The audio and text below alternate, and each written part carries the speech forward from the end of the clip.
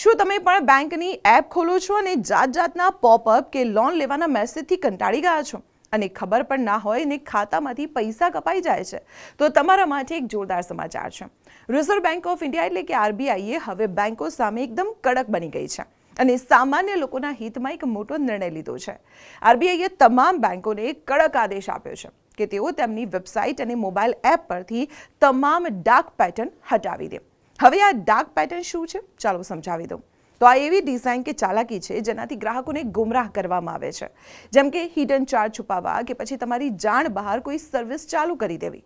હવે બેંકો તમારી સ્પષ્ટ મંજૂરી વિના તમને કોઈ પણ નાણાકીય પ્રોડક્ટ નહીં પકડાવી શકે.